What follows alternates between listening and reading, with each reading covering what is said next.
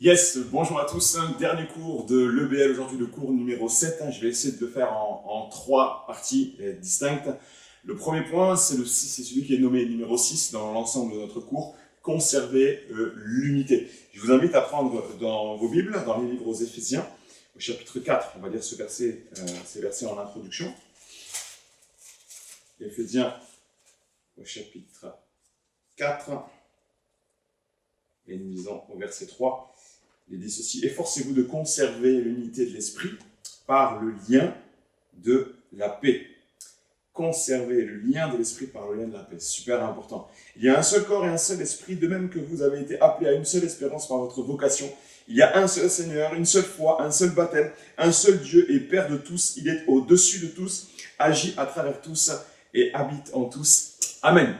Je vais aborder plusieurs points ce matin sur l'unité et comment conserver l'unité. Vous allez voir qu'on va parler de beaucoup de choses, c'est très riche, très dense, donc allez-y, prenez le temps, prenez des notes et surtout assimilons ces vérités fondamentales. L'unité de l'esprit, ce n'est ni une unité fusionnelle, ni une unité institutionnelle, c'est une unité spirituelle basée sur l'action de l'Esprit de Dieu dans chacun des cœurs. Conserver l'unité, s'ils nous disent de conserver l'unité, si l'apôtre Paul aux Éphésiens demande de conserver l'unité, c'est qu'on peut vite la perdre, tisser le lien de la paix. Ce n'est pas un lien naturel, c'est un ensemble de relations à entretenir sous le règne de la paix. Les relations doivent s'entretenir. On peut être dans un contexte où l'unité règne, mais si c'est le cas, il faut l'entretenir. On peut être dans un contexte plus difficile où la division est à la porte et il nous faut travailler à la réconciliation dans ce cas-là. On verra toutes sortes de petits cas, de petits exemples au travers de ce cours.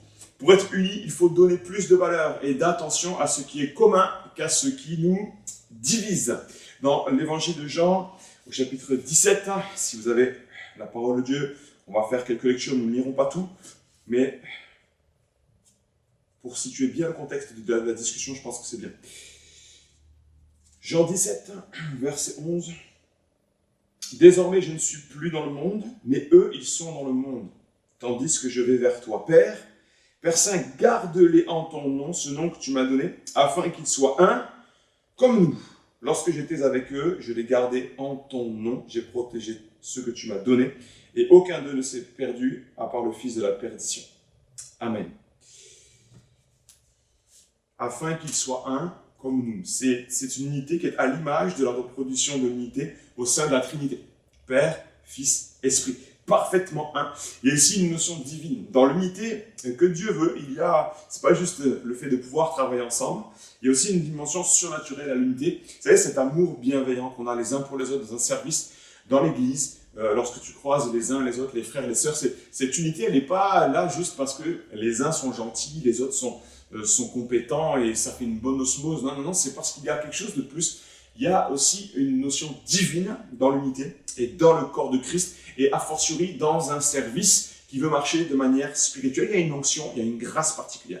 L'objectif de l'unité, nous l'avons lu, c'est que le monde croit et connaisse.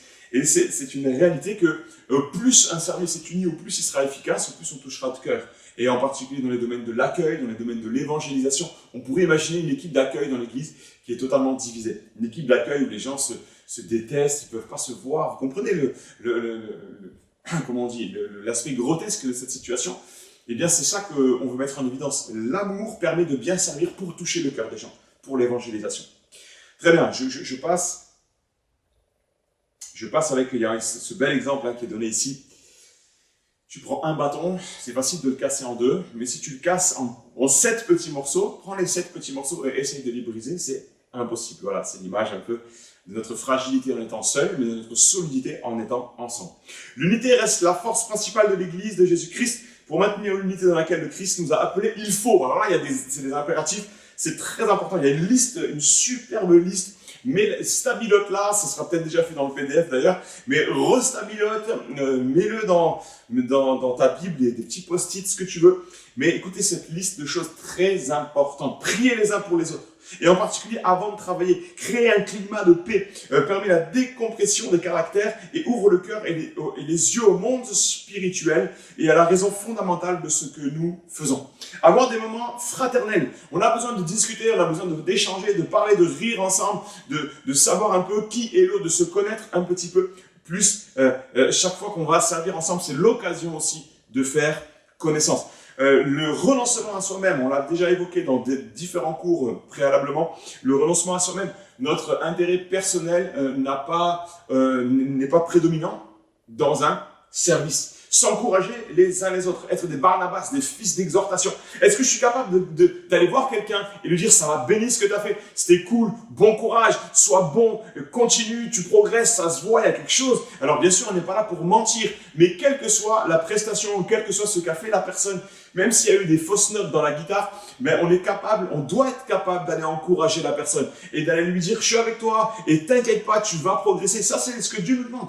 C'est pas d'être hypocrite, c'est ce que le Seigneur nous demande. Chacun a sa place. On l'a vu aussi dans le corps, tout le monde est à sa place, chaque membre est à sa place. Et c'est important dans un service que chacun soit à sa place. Pardonner et accepter de ne pas avoir toujours raison, quel que soit le service que tu vas te trouver, il y aura toujours des moments d'incompréhension parce qu'on n'est que des humains et nous ne sommes pas parfaits.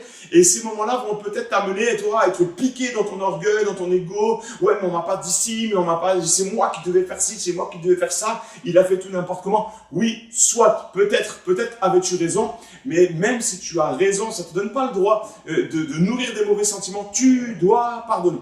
Tu dois pardonner. Bien gérer les conflits. Tout conflit doit être pris au sérieux et réglé au bon moment. Mes amis et élèves de l'EBL, demain tu seras responsable d'un service. Il faut que tu apprennes à gérer les conflits. Et ça commence où? Ça commence dans les petits conflits. Apprends à gérer les petits conflits dans l'église, dans un service, même autour de toi. Apprends à être ce que notre Seigneur appelle un artisan de paix. Un artisan de paix.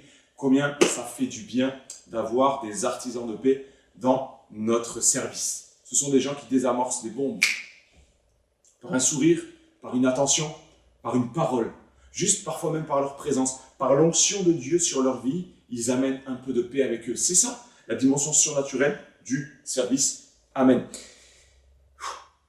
C'est fatigant. Nous on est chaud, on va y arriver. Partagez les soucis.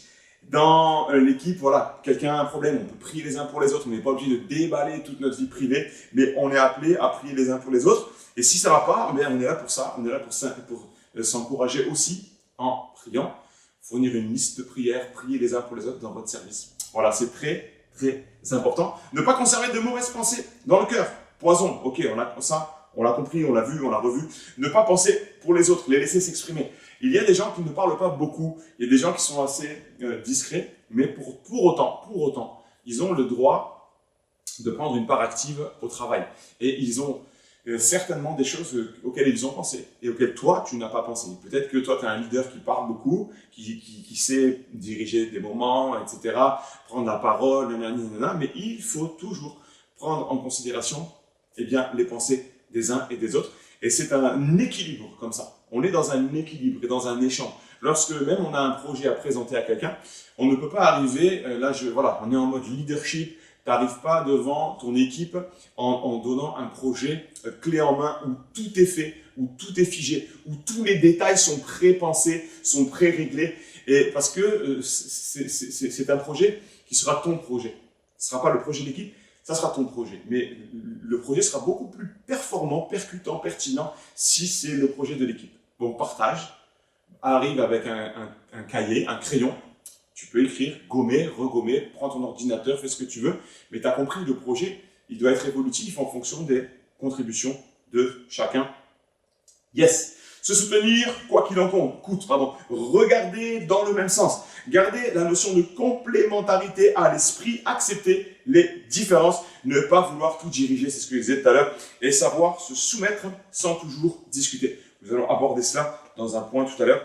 Voilà, ça c'est très important. Ce qu'on a dit là, tous les petits points sont capitaux et franchement, travaillez-les, réfléchissez-y, dites-vous, est-ce que je suis pertinent dans tel domaine? Est-ce que c'est moi ça? Est-ce que c'est mon tempérament? Si c'est pas le cas, alors c'est que tu peux encore t'améliorer dans ce domaine ou dans celui-là. L'unité de l'équipe est la cible numéro 1 de l'ennemi, car il sait que si ce lien est brisé, il a accès au cœur et va automatiquement annihiler notre efficacité, notre service. Et c'est pour ça que l'unité est attaquée dans des services. Et quand, a fortiori, lorsque on est en préparation de projet, lorsqu'on est peut-être en répétition, c'est des temps où des fois il y a la pression qui est là, il y a des tensions qui sont présentes. Nous devons faire taire notre ego. À ce moment-là, nous devons être des hommes et des femmes spirituels. Très bien. Je termine avec ce texte de Sophonie 3, verset 9. Si chacun de nous cherche la volonté du Seigneur, et si nous marchons à ses côtés, alors il est assuré que nous allons tous dans la même direction et que nous finirons par nous rendre compte que nous sommes tous associés. Amen. On est dans ce service avec joie et je vous invite, je ne sais pas, peut-être ce sera dans 6 mois, dans 1 an, peut-être tu es déjà en responsabilité dans ton service à l'église locale. Fais tout pour préserver l'unité. Voilà, il y a un verset de la parole de Dieu qui dit « Autant que c'est possible, faites tous vos efforts pour être en paix avec tous les hommes. » Voilà. Que Dieu vous bénisse. Cours numéro 7, première partie. À tout à l'heure.